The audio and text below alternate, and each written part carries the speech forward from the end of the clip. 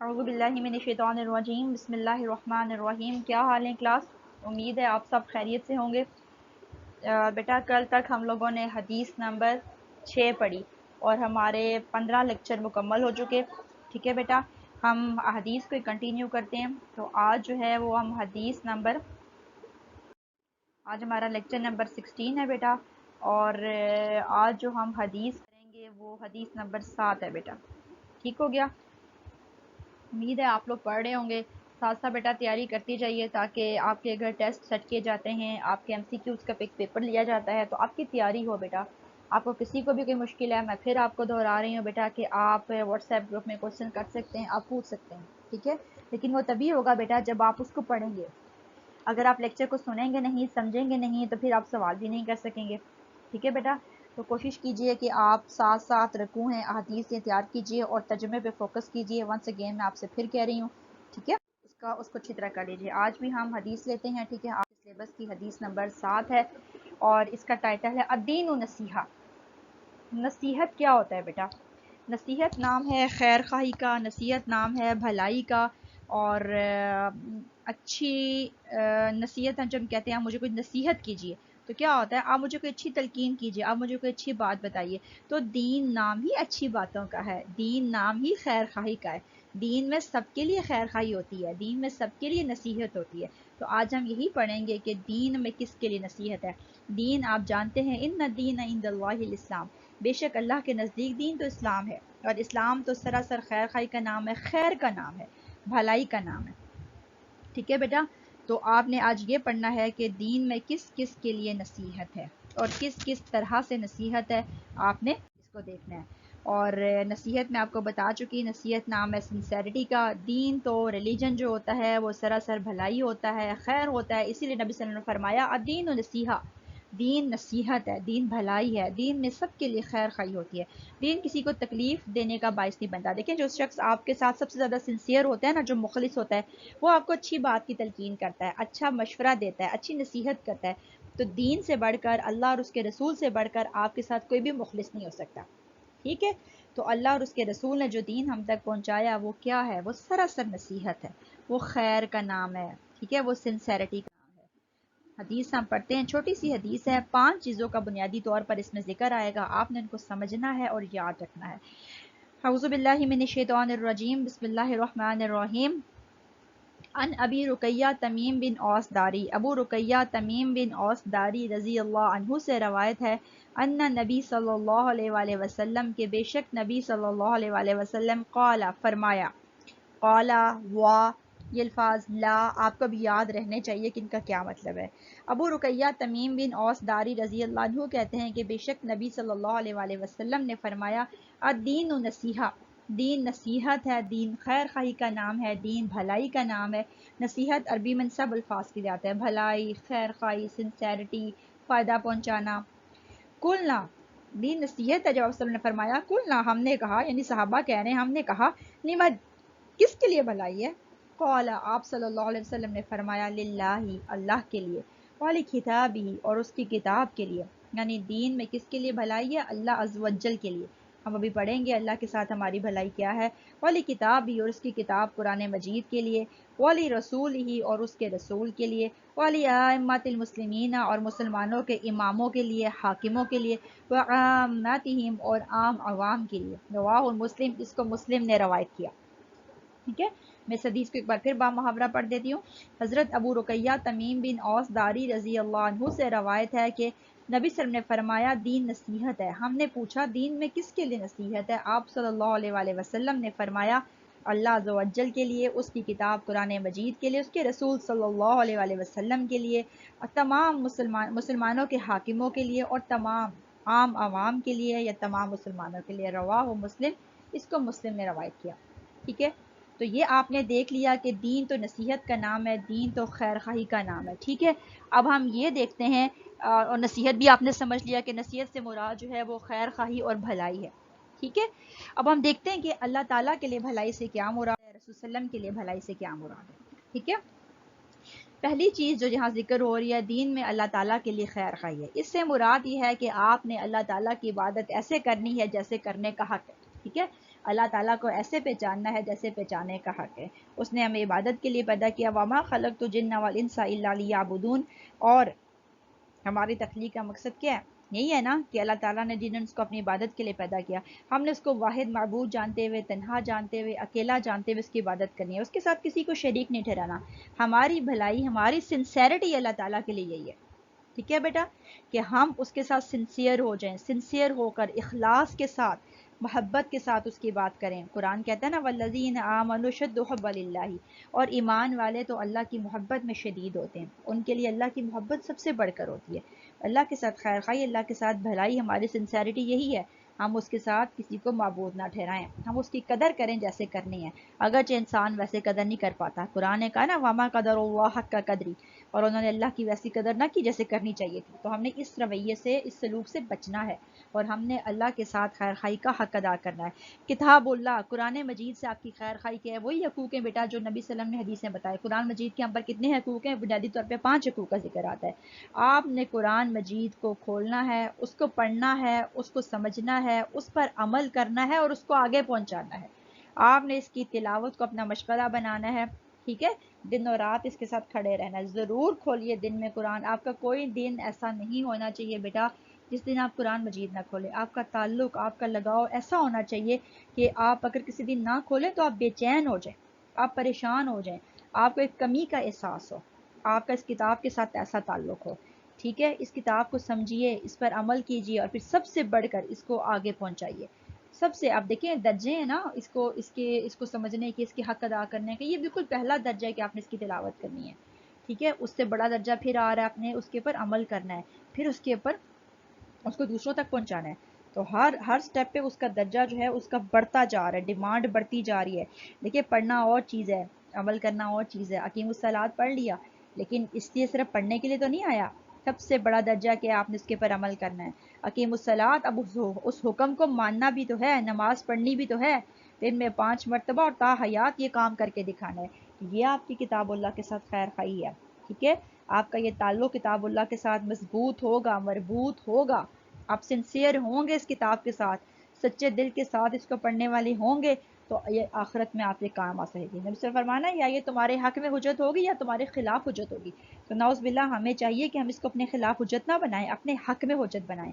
حجت دلیل بنے گی آپ کے لیے کہ یہ مجھے کھولنے والا تھا. لیکن جب قبر میں اتریں گے تو یہ قرآن ہی ہمارے لیے شافی ہوگا نا، ہمیں بچانے والا ہوگا.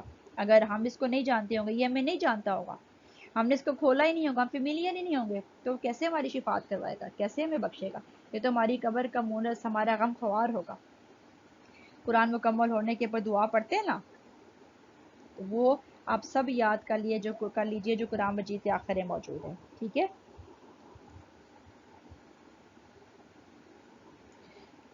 امید ہے مجھے آپ میں سے بہت سارے بچوں کو وہ آتی بھی ہوگی. اللہم آنس وحشتنا فی قبورنا وارحمنا بالقرآن العظیم واجعلہ لنا اماما ونورا وہدی اللہم ذکرنا منہ ما نسینا وعلمنا منہ ما جہلنا وارزقنا تلاوتہ آناء اللیل وآناء النہار. اس کتاب نے ہی قبر میں ہمارا ساتھی، ہمارا غم خوار اور ہمارا دکھوں کو دور کرنے والا بننا ہے، ہمارا نور بننا ہے. آپ دعا کیا کہ اللہ تعالیٰ سے اس کو پڑھتے ہوئے جو کبھی بیشی ہو جائے اللہ تعالیٰ اس کو معاف کرے، اور اللہ تعالیٰ ہمیں اس کو دن اور رات تھامنے کی توفیق دے. ٹھیک ہے، اور حجت بنائے ہمارے حق میں، یہ ہمیں پہچان لے. اسی نے ہمارے ساتھ جانا ہے، اماں ابا نے ساتھ نہیں جانا، اولاد نے ساتھ نہیں جانا، مال و دولت نے ساتھ نہیں جانا. یہ کتاب آپ کی قبر کی، میری قبر کی تنہائیوں کو دور کرے گی. ٹھیک ہے، آگے آئیے. رسول اللہ صلی اللہ علیہ وسلم کے لیے خیر خواہی. رسول اللہ صلی اللہ علیہ وسلم سے خیر خواہی کا مطلب کیا ہے؟ کہ آپ نے اللہ تعالیٰ کے رسول محمد صلی اللہ علیہ وآلہ وسلم کی اطاعت کرنی ہے. قرآن میں آتا ہے نا من یطع الرسول فقد اطاع اللہ. جس نے رسول اللہ کی اطاعت کی گویا اس نے اللہ کی اطاعت کی. گویا آپ رسول اللہ کی اطاعت کر رہے ہیں، لیکن در حقیقت وہ اللہ کی اطاعت ہے، کیونکہ وہ اللہ کے حکم سے آپ کو اپنی اطاعت کا کہہ رہے ہیں نا. آپ ان کو مانیں گے، ان کو پہچانیں گے تو اللہ تک پہنچ پائیں گے نا، ورنہ تو کوئی راستہ نہیں ہے. اسی طرح ایک جگہ کیا آتا ہے اطیعوا اللہ واطیعوا الرسول لعلکم ترحمون. اگر آپ چاہتے ہیں اللہ آپ پر رحم کرے تو آپ کو اللہ اور اس کے رسول کی اطاعت کرنی پڑے گی، ان کی پیروی کرنی پڑے گی. قدم با قدم اتباع، پیروی، ان کے نقش قدم پر چلنا آپ کے لیے لازم ہوگا. ٹھیک ہے، یہ بہت ضروری ہے. اس کے بعد آپ دیکھیے چوتھی چیز کیا آ رہی ہے، مسلم حکام سے خیر خواہی. مسلم حکام کون ہے؟ آپ میں سے جو صاحب امر بنا دیے جاتے ہیں، اولی الامر ہوتے ہیں، آپ کے حاکم امیر ٹھہرا دیے جاتے ہیں، آپ کی لازم ہے کہ آپ ان کی اطاعت سے روگردانی نہ کریں جب تک وہ آپ کو اللہ اور اس کے رسول کے راستے کے مطابق لے کر چلیں. ٹھیک ہے، اسی کو نبی صلی اللہ علیہ وسلم نے خطبہ حجۃ الوداع میں فرمایا تھا نا کہ اگر تم میں سے ایک نک کٹا حبشی بھی تمہارا امیر بنا دیا جائے اور تمہیں اللہ کے راستے کے مطابق لے کر چلے تو تمہارے لیے لازم ہے تم اس کی پیروی کرو. تو بیٹا ہمارے لیے لازم ہے کہ اپنے حکام کی پیروی کریں جب تک وہ اللہ کے راستے کے مطابق، اللہ کے بتائے ہوئے طریقے کے مطابق ہمیں لے کر چلتے. قرآن مجید میں 3 اطاعت کا ذکر ہے. ٹھیک ہے، اس میں سے 2 غیر مشروط ہے، ایک مشروط ہے. سورہ نساء میں کیا آتا ہے؟ یا ایھا الذین آمنوا اطیعوا اللہ واطیعوا الرسول واولی الامر منکم. اے ایمان والو، اللہ کی اطاعت کرو، اس کے رسول کی اطاعت کرو، واولی الامر منکم، اور تم میں سے جو صاحب امر ٹھہرا دیے جائیں، جن کو اقتدار دے دیا جائے. ٹھیک ہے، اب کیا آ رہا؟ فإن تنازعتم فی شیء، پھر اگر کسی معاملے میں کوئی تنازع، کوئی مسئلہ پیدا ہو جائے. دیکھیں مسئلہ کہاں ہوگا؟ مسئلہ اللہ اور اس کے رسول کے معاملے میں نہیں ہوگا، مسئلہ یقیناً حاکم کے معاملے میں ہوگا. اللہ اور اس کے رسول کی اطاعت ہم نے انکنڈیشنلی کرنی ہے، غیر مشروط ہے. یہ کیا ہوتا ہے؟ کوئی کنڈیشن نہیں ہے کہ وہ آپ کو سیدھے راستے پہ لے کے چلیں تو نعوذ باللہ وہ تو آپ کو لے کر ہی سیدھے راستے پہ جاتے ہیں. ٹھیک ہے، ہاں حاکم کے بارے میں ہو سکتا ہے وہ کہ اپنی منمانی کرنے لگ جائے، وہ سیدھے راستے سے ہٹ جائے، تو پھر آپ نے اس کی پیروی نہیں کرنی. فإن تنازعتم فی شیء، پھر اگر کسی معاملے میں کوئی تنازع پیدا ہو جائے، فردہ الی اللہ ورسولہ، تو معاملے کو آپ نے اللہ اور اس کے رسول کی طرف لوٹا دینا ہے. یعنی پھر وہاں جا کے دیکھنا ہے کہ بھائی یہ جو امیر بات کہہ رہا ہے، وہاں جا کر دیکھیے کتاب اللہ اور سنت رسول میں کیا یہاں پر کوئی حکم موجود ہے تو اس کو قبول کیجئے، نہیں ہے تو اس کو چھوڑ دیجئے. ٹھیک ہے، مسلم حکام کے ساتھ خیر خواہی کرنا ہے، آپ نے اس کو اچھا مشورہ دینا ہے، اس کی بھلائی کی بھی فکر کرنی ہے اور سنسیئر ہو کر اس کے ساتھ وابستہ رہنا ہے. عامت المسلمین کے لیے خیر خواہی، اس سے کیا مراد ہے کہ عام عوام کے لیے بھی آپ بھلائی کا ذریعہ ہوں، آپ خیر کا ذریعہ ہوں. نبی صلی اللہ علیہ وسلم نے اس کو فرمایا نا، المسلم من سلم المسلمون من لسانہ و یدہ، مسلمان تو وہ ہے جس کے ہاتھ اور زبان سے دیگر مسلمان محفوظ رہتے ہیں. اب آپ دیکھیے جتنی برائیاں ہوتی ہیں یا وہ ہم ہاتھ سے کرتے ہیں یا ہم زبان سے کرتے ہیں. ہاتھ سے ہم قتل کرتے ہیں، ہاتھ سے مارتے ہیں، ہاتھ سے ہم ضرب لگاتے ہیں، ہاتھ سے کسی کو نقصان پہنچاتے ہیں، یا پھر ہم زبان سے پہنچاتے ہیں. ہم جھوٹ بولتے ہیں، ہم الزام لگاتے ہیں، بہتان لگاتے ہیں، غیبت کرتے ہیں، جھوٹی گواہی دیتے ہیں. تو ہمارے ہاتھ اور زبان سے دیگر مسلمانوں کو محفوظ ہونا چاہیے. یہ امت اور مسلمین کے لیے خیر خواہ، عام عوام کے لیے، عام آبادی کے لیے. انما المؤمنون اخوۃ، تمام مومن آپس میں بھائی بھائی ہیں. ٹھیک ہے، نبی سے کیا فرمایا؟ لا یظلم، وہ اس کے اوپر ظلم نہیں کرتا، نہ اس کو تنہا چھوڑتا ہے. آپ نے بھی یہی کرنا ہے، اپنے بھائی کو ظالم کے حوالے نہیں کرنا، خود ظالم بن کے اس کو مظلوم نہیں بنانا، اس کے حقوق ادا کرنے، اس سے وابستہ جو فرائض آپ پر عائد ہوتے ہیں آپ نے ان کو پورا کرنا ہے. ٹھیک ہے، یہ خیر خواہی کا مطلب ہے، یہ چیز ہے کہ دین نصیحت ہے. دین ان سب کے ساتھ سنسیئر ہونے کا نام ہے. اللہ کے ساتھ سنسیئر ہو جائیے، اللہ کی کتاب کے ساتھ سنسیئر ہو جائیے، رسول اللہ کے ساتھ سنسیئر ہو جائیے، اور اپنے جو حاکم ہیں، جو عوام ہیں، ان کے قوت و بازو بنیے اگر وہ آپ کو سیدھے راستے پہ لے کر چاہ رہے ہیں. اسی طرح عام عوام کے لیے آپ خیر کا ذریعہ ہوں، آپ بھلائی کا ذریعہ ہوں. آپ جو مشورہ اپنے لیے پسند کریں وہی ان کے لیے کریں، آپ جو رائے چاہیں کہ مجھے دی جائے وہی ان کے لیے کریں، جو معاملہ آپ اپنے لیے چاہتے ہیں وہی دوسروں کے لیے چاہیے. اچھا، یہاں پر ایک جدول ہے، ایک چارٹ ہے اور ایک ٹیبل ہے جس کے ذریعے بھی آپ اس کو سمجھ سکتے ہیں کہ اوضح وضاحت ہے اس کی چیز کی کہ کیف تکون نصیحہ کما ہوا فی الجدول، کیسے نصیحت ہوتی ہے کسی کے لیے.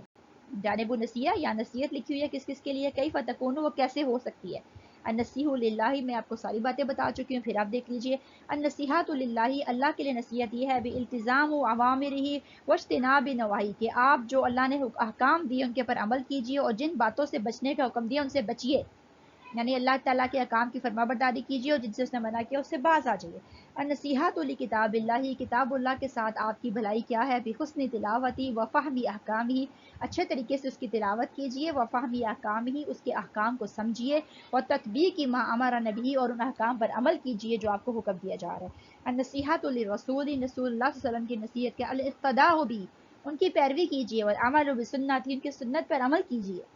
النصیحۃ لأئمۃ المسلمین، عام مسلمانوں کے ساتھ آپ کی جو امام ہوتے ہیں ان کے ساتھ ان کی بھلائی کیا ہے؟ طاعت ولی الامر، جس چیز کا وہ حکم دیں اس کی اطاعت کیجیے، وتقدیم العون لہ، اس کی مدد کیجیے. النصیحۃ لأئمۃ المسلمین، عام لوگوں کے ساتھ آپ کی بھلائی کیا؟ ارشادہم للخیر، انہیں خیر کی بات کہیے، وتجتنبہم ما یضر، اور جو چیز ان کو نقصان دینے والی ہے اس سے ان کو بچائیے. آپ کو بات سمجھ آ گئی بیٹا؟ آپ نے ان کو ہر اچھائی کا حکم دینا ہے اور ہر بری بات سے جس میں ان کا نقصان ہے اس سے ان کو روکنا ہے. کلیئر ہو گیا آپ کو یہاں پہ کہ دین نصیحت کا نام ہے، دین سنسیرٹی، دین بھلائی کا نام ہے. ٹھیک ہے، اور یہ اللہ کے لیے بھی ہوتی ہے، اس کے رسول کے لیے بھی ہے، اور اس کی کتاب کے ساتھ بھی ہے، عام مسلمانوں عوام، یعنی دین سب کے لیے بھلائی کا نام۔ آپ نے کسی کے ساتھ زیادتی نہیں کرنی، کسی کو دھوکہ نہیں دینا، کسی کو چیٹ نہیں کرنا، اسی کا نام بھلائی ہے، اسی کا نام خیر ہے، اسی کا نام خیر خواہی ہے۔ ٹھیک ہے بیٹا، اور ان باتوں کے پر عمل کرنا ہے تاکہ ہم دنیا اور آخرت میں کامیاب ہو سکیں۔ ٹھیک ہے، امید ہے یہاں تک یہ آپ کو سمجھ آ گیا ہوگا، اس کو اچھی طرح پڑھ لیجئے، اور ان 5 چیزوں کا آپ فنگر ٹپس سے یاد کر لیجئے کہ دین کس کے نصیحت ہے۔ ایک تو 2 چیزیں بہت امپورٹنٹ، ایک تو آپ کو نصیحت یاد رہنا چاہیے کیا ہے، اس سے کیا مراد ہے، دین و نصیحت، اور دوسری چیز کس کے لیے۔ 5 باتیں آپ کو فنگر ٹپس پہ یاد ہوں، یہ پیپر کے پوائنٹ آف ویو سے بھی بہت امپورٹنٹ ہے۔ ٹھیک ہو گیا بیٹا، جزاک اللہ خیر، اللہ حافظ، السلام علیکم۔